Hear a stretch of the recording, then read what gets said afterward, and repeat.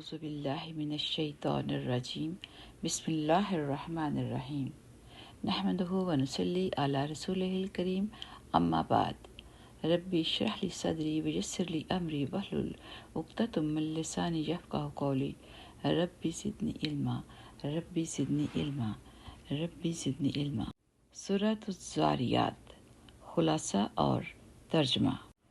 اس سورہ سے لے کر سورہ حدید سورت نمبر 57 تک سورہ رحمان کے سوا تمام صورتیں مکی ہیں، اور ان سب کا بنیادی موضوع اسلام کے بنیادی عقائد کی تعلیم اور خاص طور پر آخرت کی زندگی، جنت اور دوزخ کے حالات اور پچھلی قوموں کے عبرتناک انجام کا نہایت فصیح و بلیغ اور انتہائی مؤثر تذکرہ ہے۔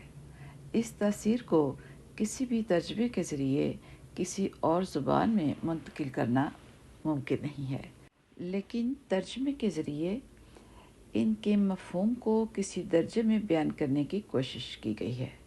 چنانچہ ان تمام صورتوں کے مضامین ایک جیسے ہیں، اس لیے سورہ واقعہ تک ہر صورت کا الگ تعارف نہیں دیا گیا۔ یہ صورت مکی ہے اور اس میں 60 آیتیں اور 3 رکوع ہیں۔ بسم اللہ الرحمن الرحیم۔ قسم ہے ان ہواؤں کی جو گرد اڑا کر بکھیر دیتی ہیں، پھر ان کی جو بادلوں کا بوجھ اٹھاتی ہیں، پھر ان کی جو آسانی سے رواں دواں ہو جاتی ہیں، پھر ان کی جو چیزیں تقسیم کرتی ہیں کہ جو وعدہ تم سے کیا جا رہا ہے وہ یقینی طور پر سچا ہے، اور اعمال کا بدلہ یقیناً مل کر رہے گا۔ قسم ہے راستوں والے آسمان کی کہ تم متضاد باتوں میں پڑے ہوئے ہو۔ اس آخرت کی حقیقت سے وہی منہ موڑتا ہے جو حق سے بالکل ہی مڑا ہوا ہو۔ خدا کی مار ہو ان پر جو عقیدے کے معاملے میں اٹکل پچو باتیں بنایا کرتے ہیں، جو غفلت میں ایسے ڈوبے ہیں کہ سب کچھ بھلائے بیٹھے ہیں۔ پوچھتے ہیں کہ جزا و سزا کا دن کب ہوگا؟ اس دن ہوگا جب انہیں آگ پر تپایا جائے گا کہ چکھو مزہ اپنی شرارت کا۔ یہی ہے وہ چیز جس کے بارے میں تم یہ مطالبے کرتے تھے کہ وہ جلدی آ جائے۔ متقی لوگ بے شک باغوں اور چشموں میں اس طرح رہیں گے کہ ان کا پروردگار انہیں جو کچھ دے گا اسے وصول کر رہے ہوں گے۔ وہ لوگ اس سے پہلے ہی نیک عمل کرنے والے تھے اور رات کے وقت کم سوتے تھے، اور سحری کے اوقات میں وہ استغفار کرتے تھے۔ اور ان کے مال و دولت میں سائلوں اور محروم لوگوں کا باقاعدہ حق ہوتا تھا۔ اور ان کے لیے جو یقین کرنے والے ہوں زمین میں بہت سی نشانیاں ہیں، اور خود تمہارے اپنے وجود میں بھی کیا پھر بھی تمہیں دکھائی نہیں دیتا؟ اور آسمان ہی میں تمہارا رزق بھی ہے، اور وہ چیز بھی جس کا تم سے وعدہ کیا جا رہا ہے۔ لہذا آسمان اور زمین کے پروردگار کی قسم، یہ بات یقیناً ایسی ہی سچی ہے جیسے یہ بات کہ تم بولتے ہو۔ اے پیغمبر، کیا ابراہیم کے معزز مہمانوں کا واقعہ تمہیں پہنچا ہے؟ جب وہ ابراہیم کے پاس آئے تو انہوں نے سلام کیا۔ ابراہیم نے بھی سلام کیا اور دل میں سوچا کہ یہ کچھ انجان لوگ ہیں۔ پھر وہ چپکے سے اپنے گھر والوں کے پاس گئے اور ایک موٹا سا بچڑا لے آئے اور اسے ان مہمانوں کے سامنے رکھا۔ کہنے لگے، کیا آپ لوگ کھاتے نہیں؟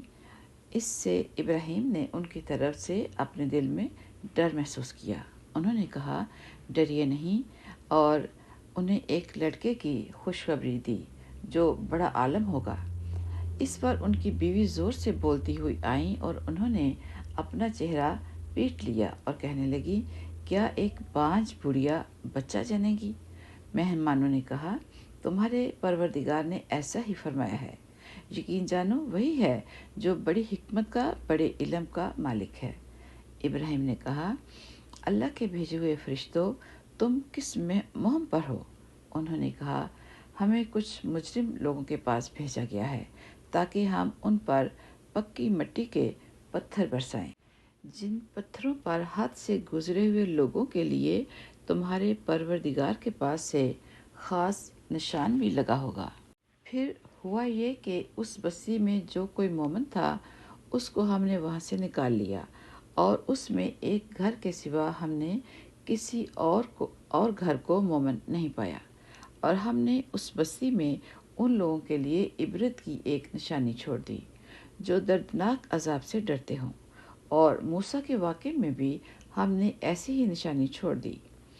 جب ہم نے انہیں ایک کھلی ہوئی دلیل کے ساتھ فرعون کے پاس بھیجا تھا تو فرعون نے اپنی قوت بازو کے بل پر منہ موڑا اور کہا کہ یہ جادوگر ہے یا دیوانہ ہے۔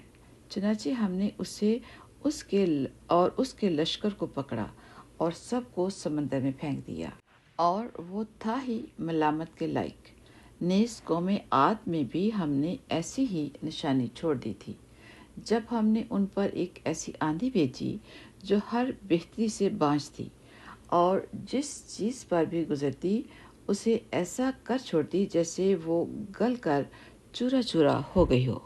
اور سمود میں بھی ایسی ہی نشانی تھی جب ان سے کہا گیا تھا کہ تھوڑے وقت تک مزے اڑا لو، پھر سیدھے نہ ہوئے تو عذاب آئے گا۔ اس پر بھی انہوں نے اپنے پروردگار کا حکم ماننے سے سرکشی اختیار کی تو انہیں کڑکے نے آپ پکڑا اور وہ دیکھتے رہ گئے۔ نتیجہ یہ کہ نہ تو ان میں یہ سکت رہی کہ کھڑے ہو سکیں، اور نہ وہ اس قابل تھے کہ اپنا بچاؤ کرتے، اور اس سے بھی پہلے نوح کی قوم کو بھی ہم نے پکڑ میں لے لیا تھا۔